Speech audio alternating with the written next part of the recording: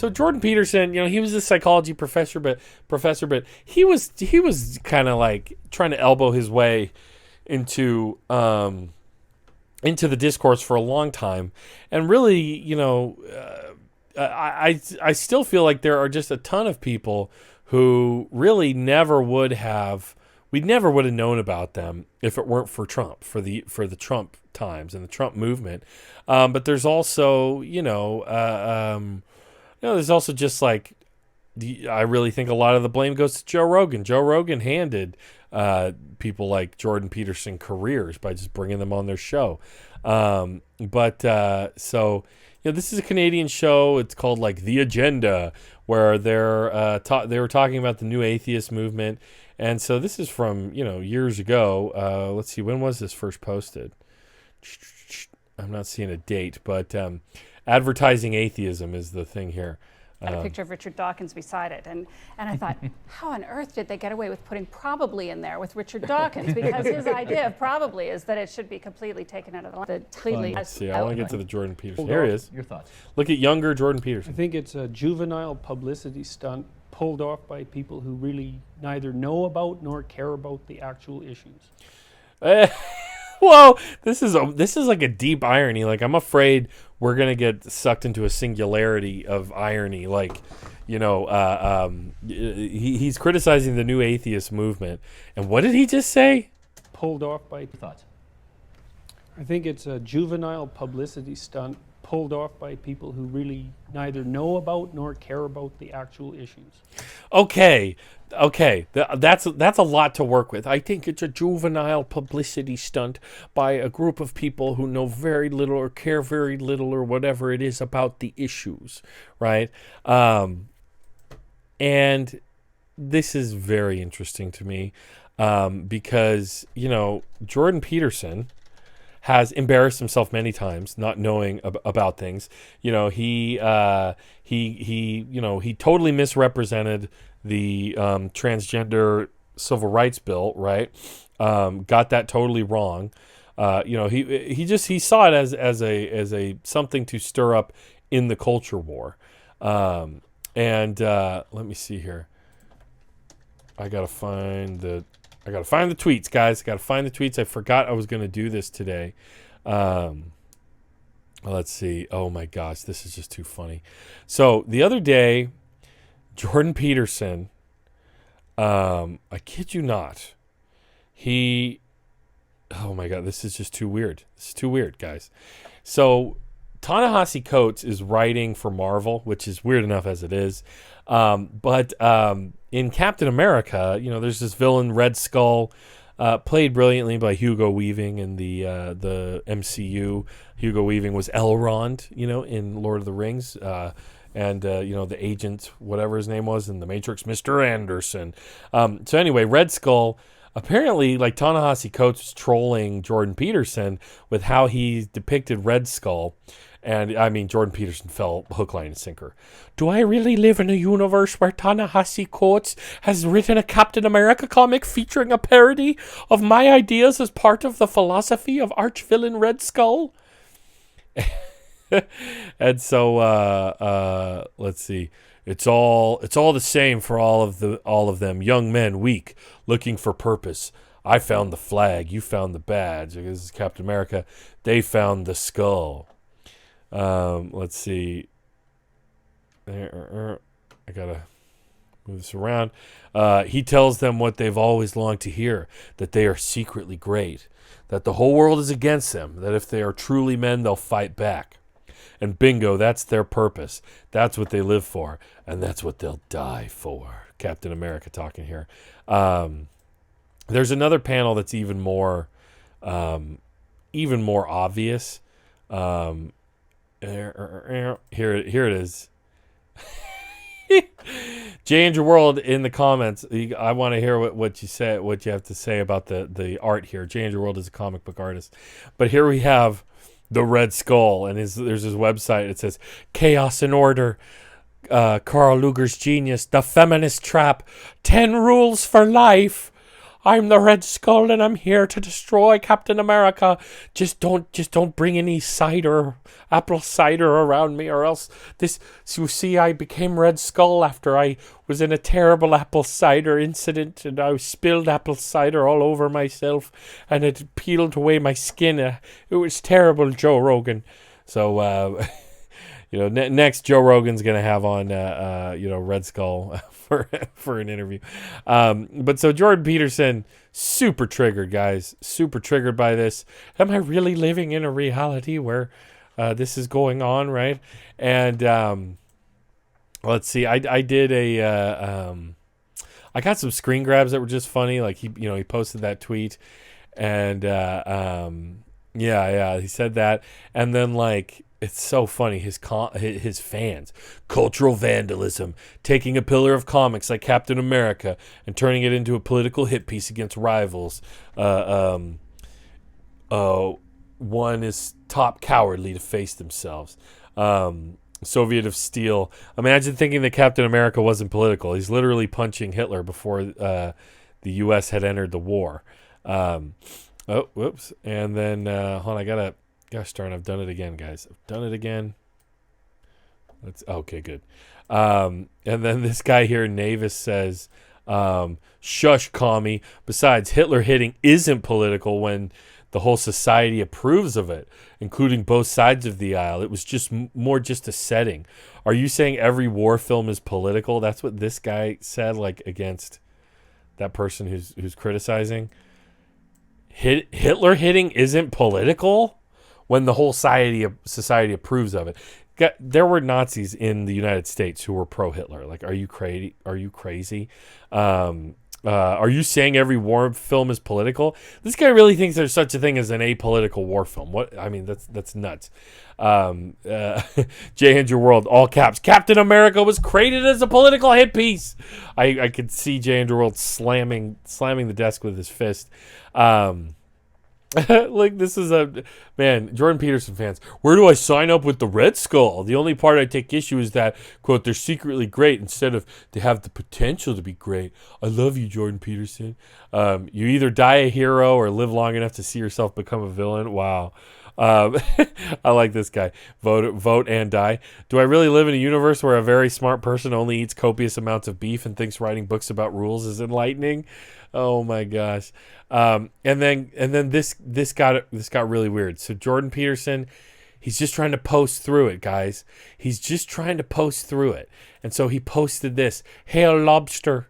And so somebody created the Hydra logo with a lobster head.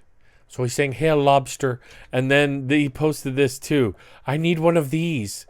A lobster motorcycle. So guys, I'm kind of worried Jordan Peterson is going to like become a supervillain. Like his response, his very calm, rational response to having a supervillain, have some of his views, Ta-Nehisi Coats trolling him, is he might become like a supervillain. He might, like, if you've ever seen Venture Brothers, he might like try to join the Guild of Calamitous Intent or something, like, or at least start a charter for some kind of international guild of evil or something like that.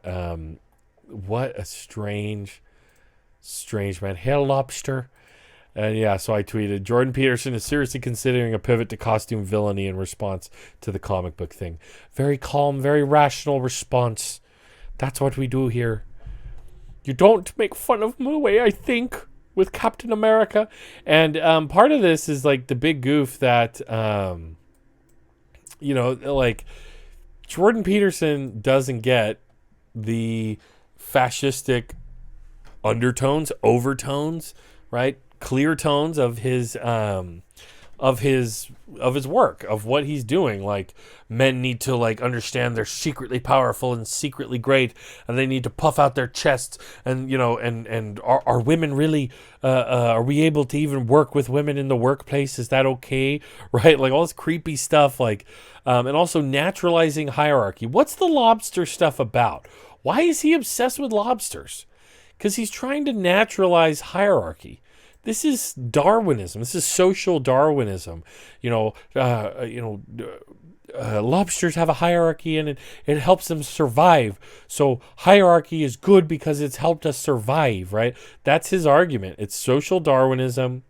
It's essentialist, and it's trying to naturalize hierarchies. That is part of like the fascist project. That is what Michael Brooks broke down so wonderfully and tremendously in Against the Web.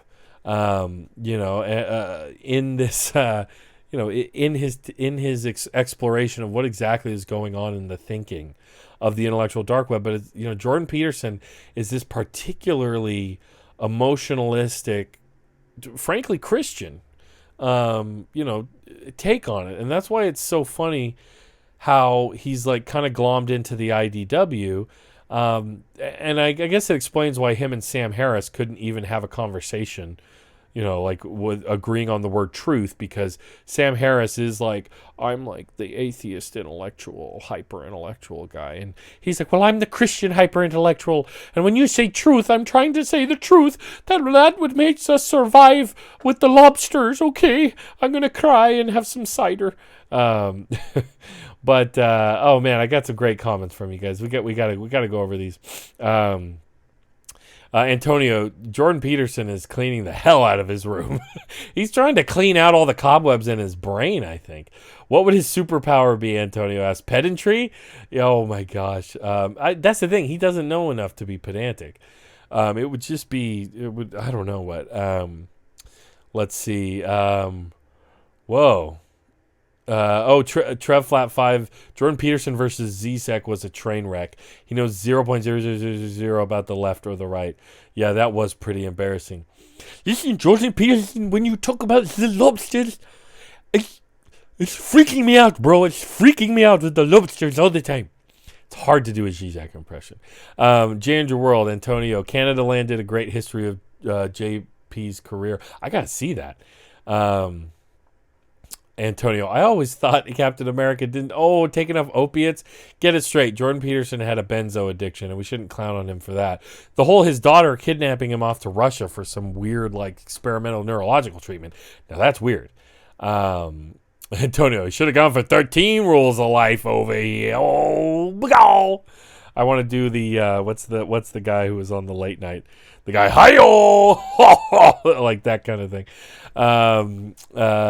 J. Andrew, the comic art is fine. Okay, thank you. Limburg, I don't know. Evil Yoda, freedom of speech for all except commies. Exactly. Oh, yeah. Oh, there was a guy who, like, criticized him, like, just a basic-ass review of something he did. And he was like, I would slap you happily. I would come over there where you are at, and I would slap you happily. Like, well, that's a very manly threat of assault. Well, Andrew World, all caps again. When Captain America 1 came out, it triggered the American Nazis and showed up to fight Jack Kirby. Jack Kirby rolled up his sleeves and went to fight them. Jack Kirby was a Nazi puncher? Jack Kirby was Antifa? For real? Wow. Evil Yoda, isn't there some nuclear waste we can direct him to somewhere? Antonio, I would rather deal with Phantom Limb than Jordan Peterson's tedium. Yeah, dude, we got a Jordan Peterson fan. Like, can you imagine Jordan Peterson trying to join the Guild of Calamitous Intent? Listen, I was triggered horribly on Twitter by Ta-Nehisi Coats, and I'm applying for an arching license against Ta-Nehisi Coats. And then, yeah, I mean, you can imagine Phantom Limb trying to interview him. And what would be your superpower? Like, what are your superpowers? Well, I write self-help books, and if I drink apple cider, I go into a catatonic state, and I can see the future. I don't believe you. That's Phantom Limb responding. God, that's a great show. I hope it gets uncanceled. Talk about cancel culture. No one talks about it for the Venture Brothers.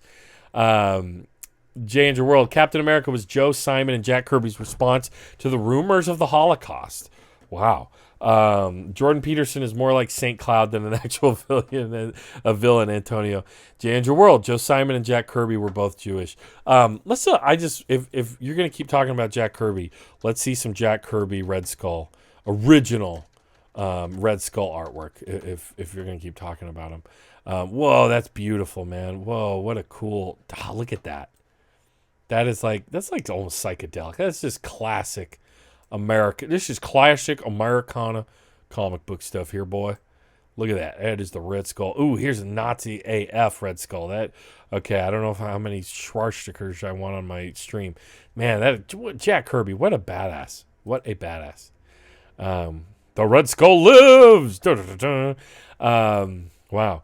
Trev Flat 5, just remember Jordan Peterson was supposed to debate R.D. Wolf in Idaho, but he increased his speaking fee over 10 times when he realized who Richard Wolf is an actual wolf. That would have been fantastic.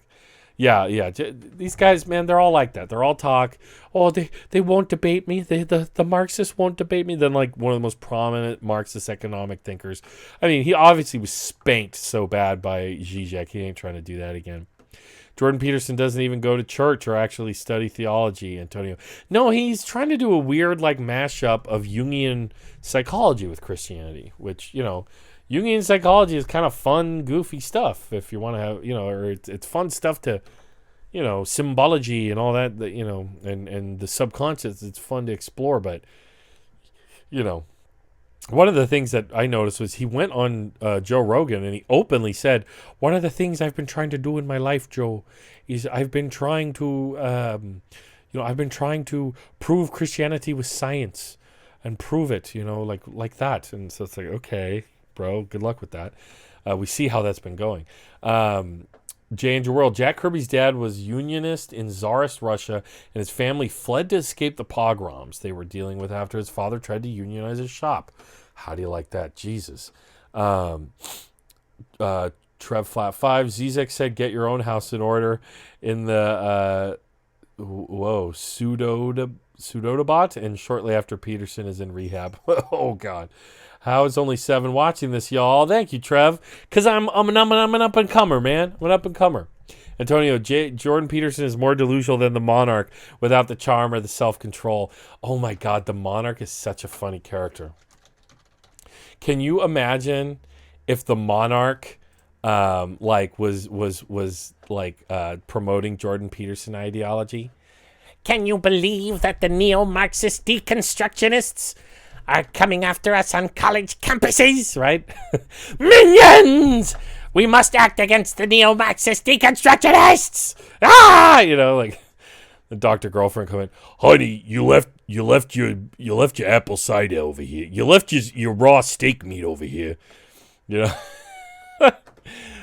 need to record a new podcast. God, I love this show. If you guys don't watch Venture Brothers, you're missing out. Let's see. Jordan Peterson would lose a debate to an actual wolf. Oof. Antonio, anyone else remember when Jim Jeffries demolished him? What? Jim Jeffries? Bro, what are you talking about? J. Andrew World. Jack Kirby drew a year's worth of Captain America, joined the army, and made sure he was infantry. He was made a scout, and his unit was killed, and he suffered frostbite. Jesus. God damn, Jack Kirby. Whoops. Sorry, we're still in Venture Brothers. Jack Kirby, I mean, does this guy... this guy...